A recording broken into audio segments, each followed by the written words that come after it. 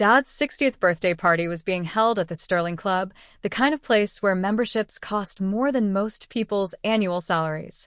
My brother Blake had insisted on hosting it there, nothing but the best for Theodore Hastings, founder and CEO of Hastings Manufacturing.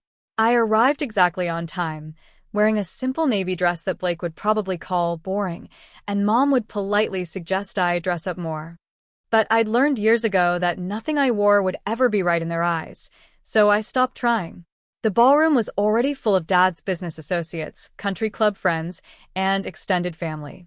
Blake stood near the bar, holding court with his fraternity brothers and Dad's executive team.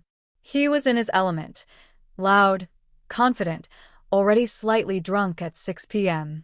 Mom spotted me first. "Oh, Vanessa. You came." "Of course I came. It's Dad's birthday." She gave me that familiar tight-lipped smile. "Well, you've been so busy with your little consulting work. We weren't sure you'd make time."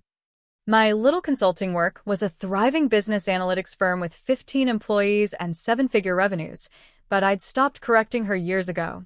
"Where should I put this?" I held up the gift I'd brought, a first edition of Dad's favorite business book that I'd tracked down after 3 months of searching. "Oh, just put it on the table with the others." She was already looking past me, waving at someone more important.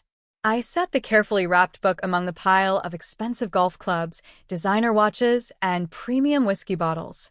My gift looked modest by comparison, but Dad would understand. At least, the father I'd known growing up would have. I wasn't sure about the man he'd become. "Vanessa." Blake's voice boomed across the room. "Look who decided to show up. Must have been a slow day at the office." His friends laughed. I smiled politely and headed toward the buffet table, helping myself to food while trying to be invisible. It was a skill I'd perfected over the years. Blake followed me because of course he did. You could have at least tried to look festive. This is a celebration." "I'm celebrating," I said calmly. Quietly. "That's your problem, Ness. Everything's always quiet with you. No ambition, no drive.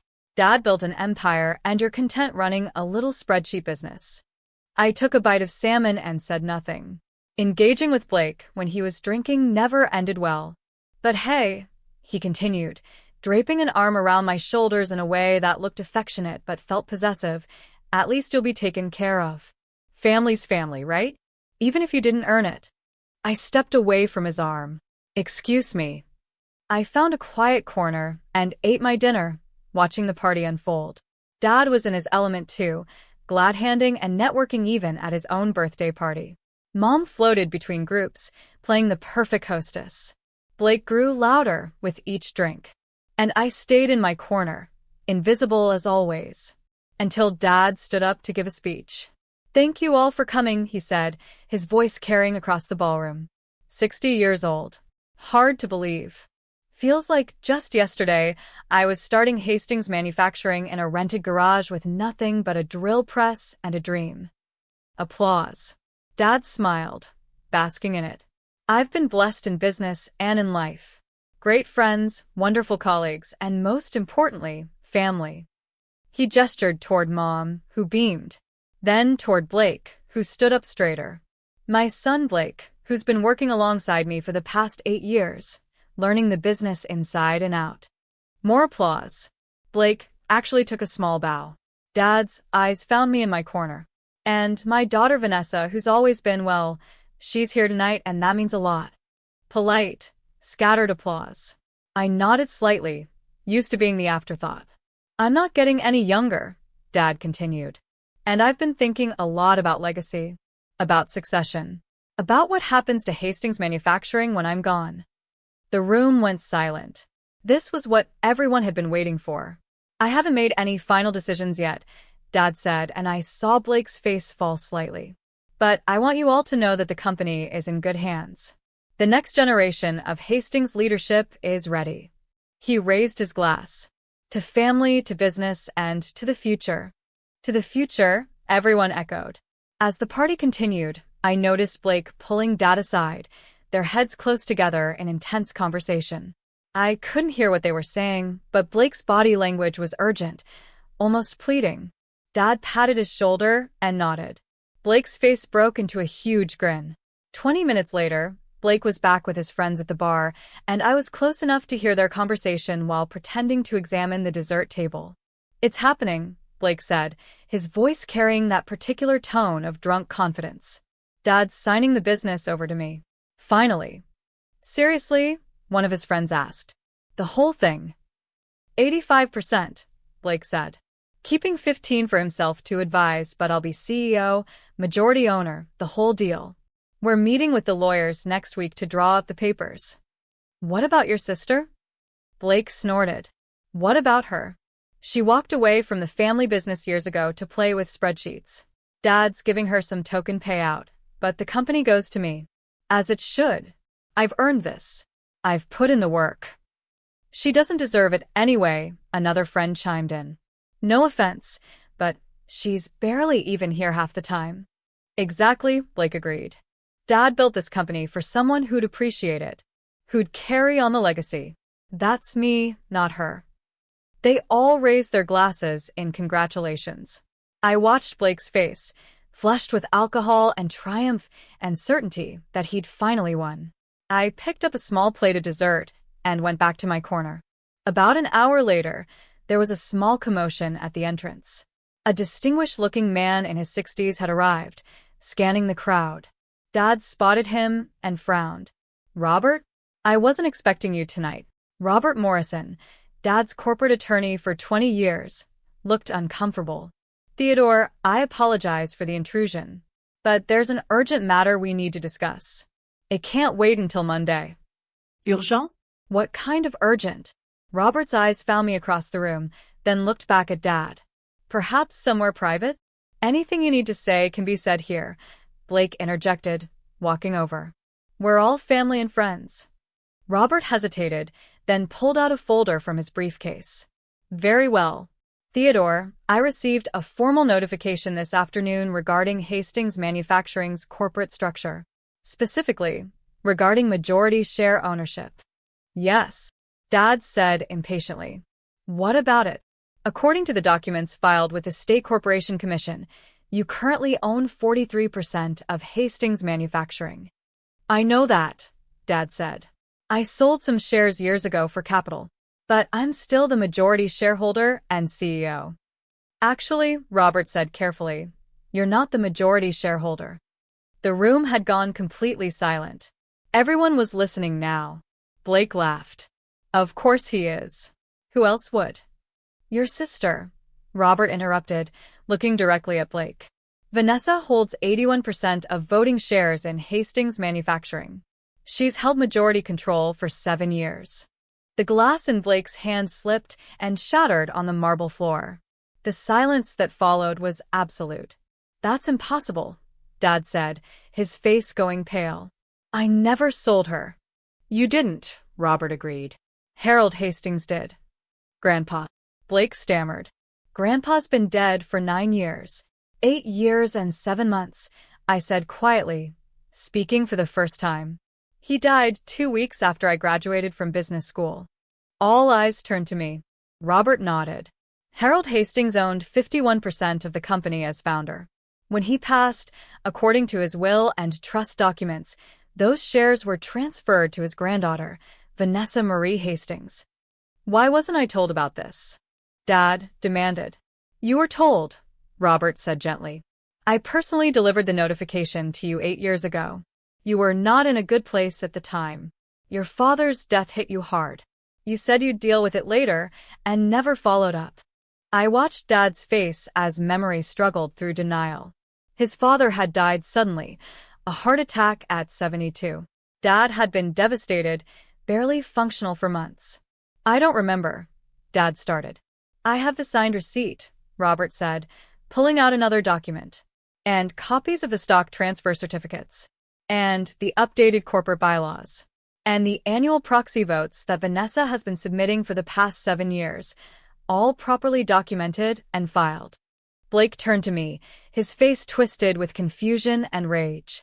"You've owned the company for 7 years? And you never said anything?" "You never asked," I replied calmly. "I've been working there." He stopped, realization dawning. Wait. Is this why? Why what? I asked, though I knew exactly where he was going. Why Dad never actually made me a partner? Why the COO position never materialized? Why I'm still listed as Senior Vice President instead of Executive VP like I was promised? Blake, Dad started. Because SHE owns the company, Blake shouted. Because nothing could happen without her approval. This whole time, you've been sabotaging me. I haven't sabotaged anything, I said. I've been protecting the company. Protecting it from what? I set down my dessert plate and walked to the center of the room. From you, Blake. From your terrible decisions. From your drinking. From your tendency to treat Dad's employees like servants and Dad's money like your own personal fund.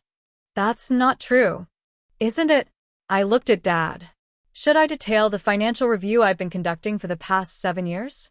The one that shows approximately $3.2 million in questionable expenses charged to Blake's corporate account. Dad's face went from pale to gray.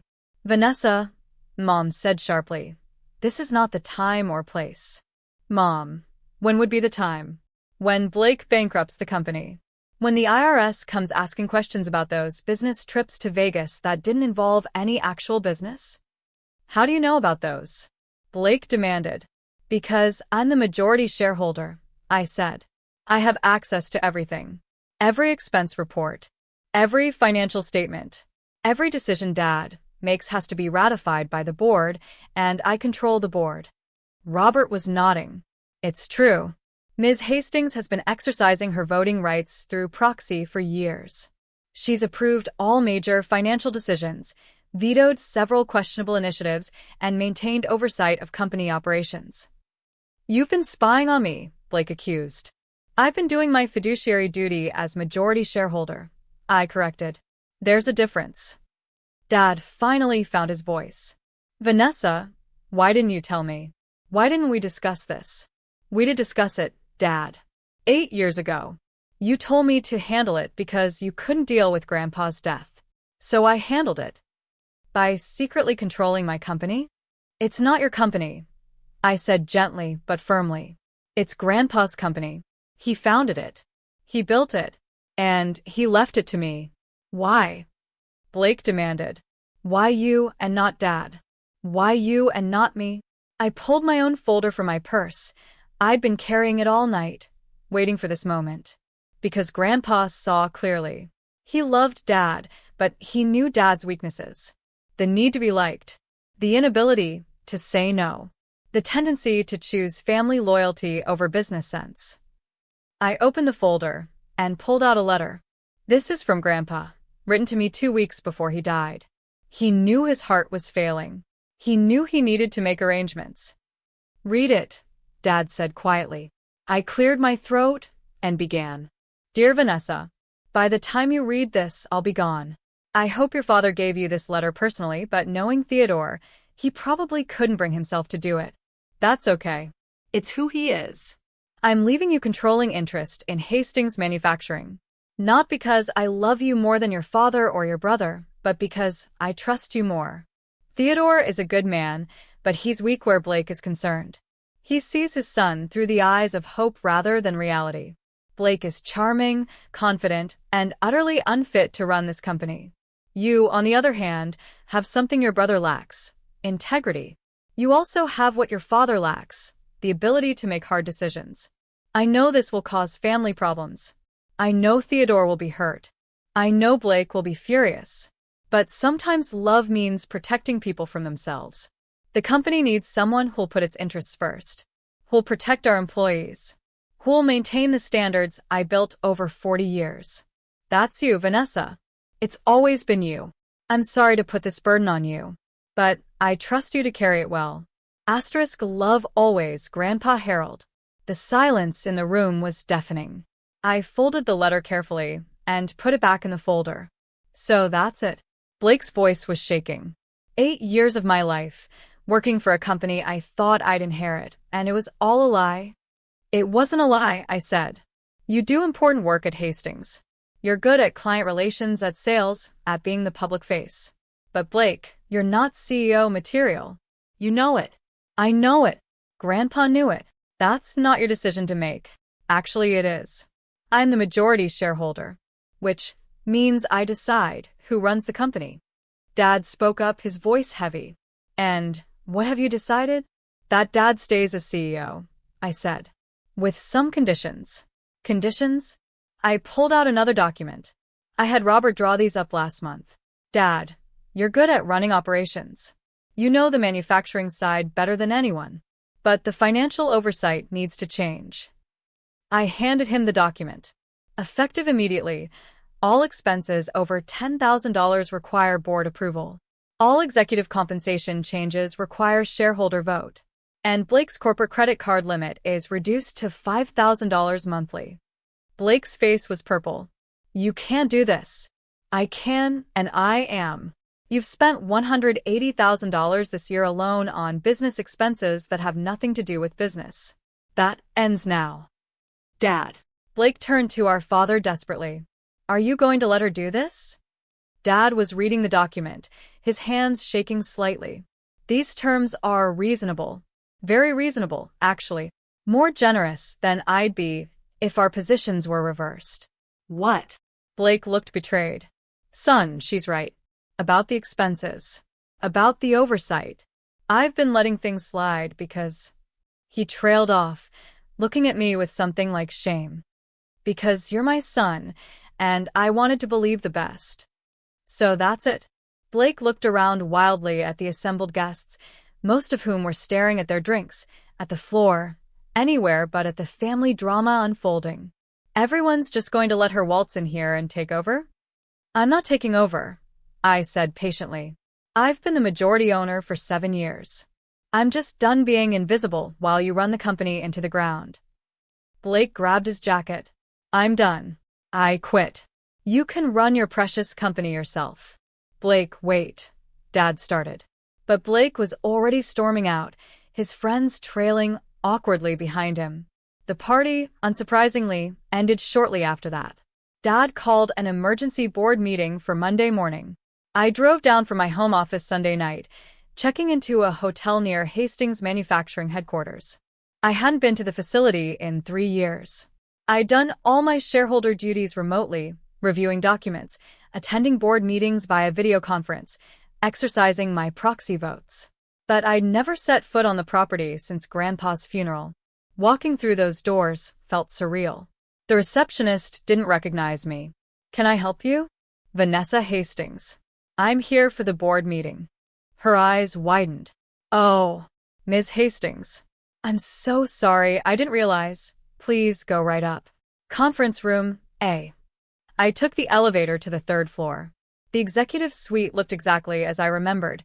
Same dark wood paneling, same corporate photography, same slightly musty smell of old carpet. The conference room was full. Dad sat at the head of the table, looking like he'd aged a decade over the weekend. The 5 board members, all old friends of Grandpa's who'd served for years, sat in awkward silence. Vanessa, Dad said quietly. Thank you for coming. Of course.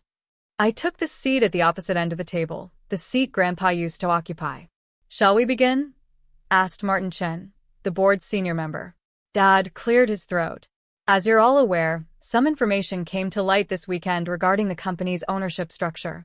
Information I should have been clearer about years ago. He looked at me. Vanessa, would you like to address the board? I stood, pulling out my laptop. I've prepared a presentation. If I may. For the next hour, I walked them through everything.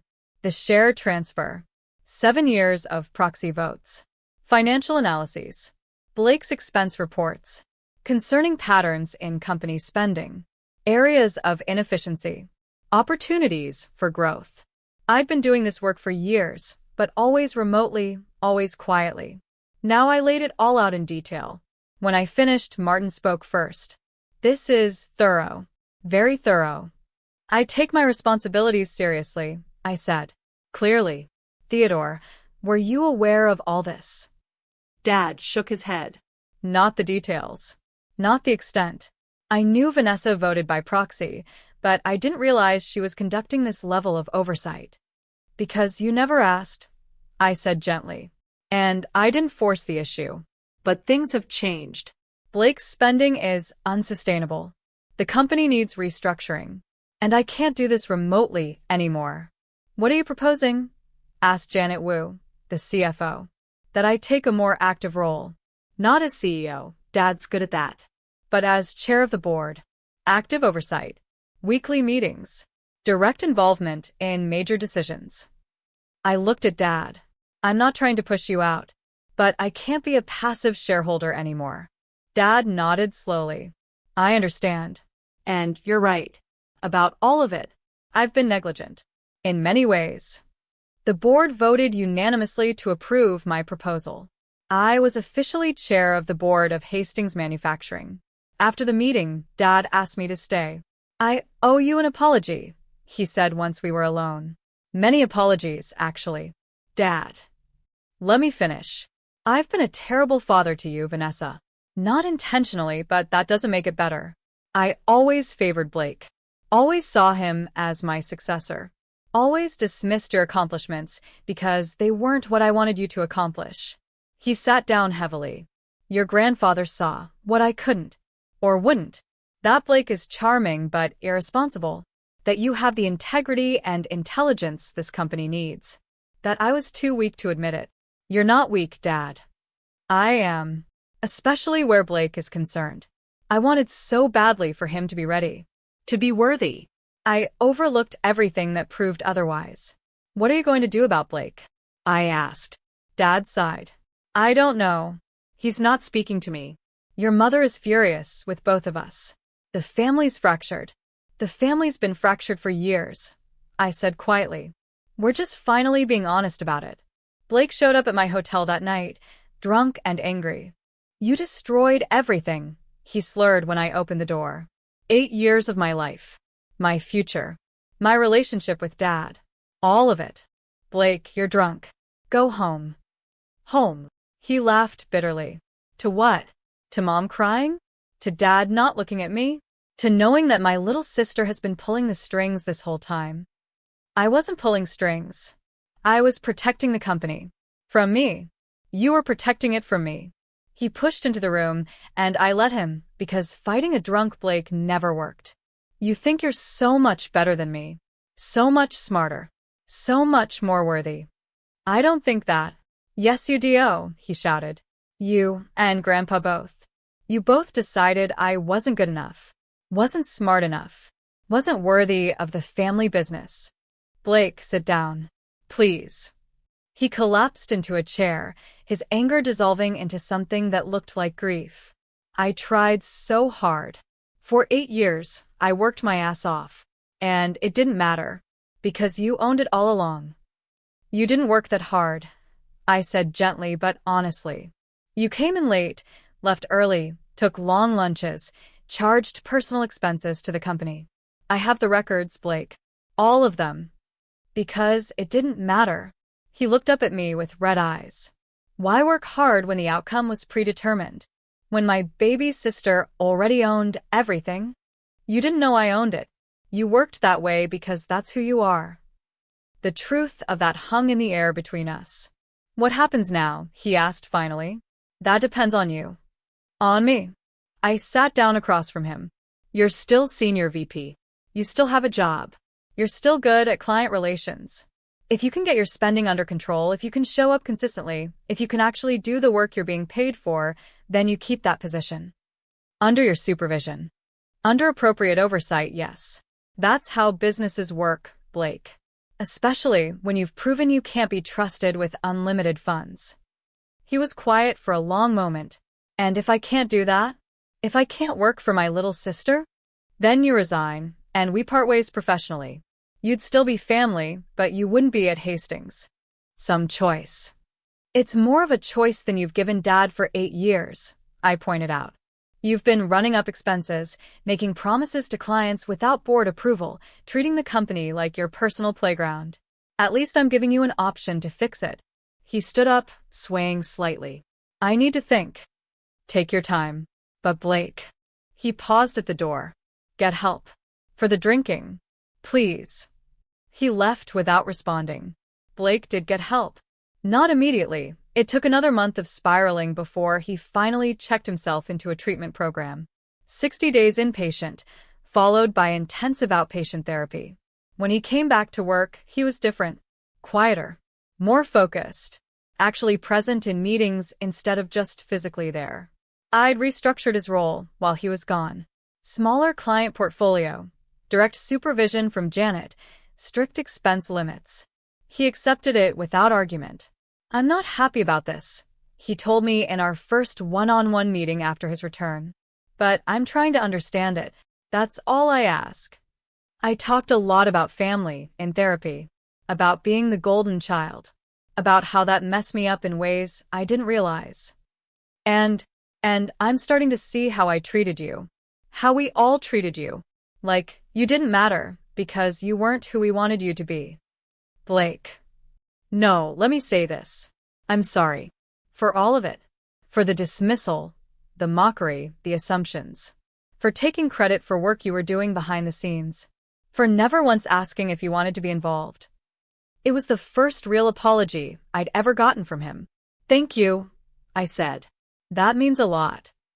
"I don't know if we can have a real relationship," he continued. "Brother-sister, not just boss-employee. But I'd like to try. If you're willing." "I'm willing," I said. "But Blake, it has to be real.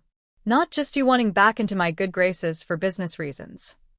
"I know. I'm in therapy twice a week. Working on it. All of it.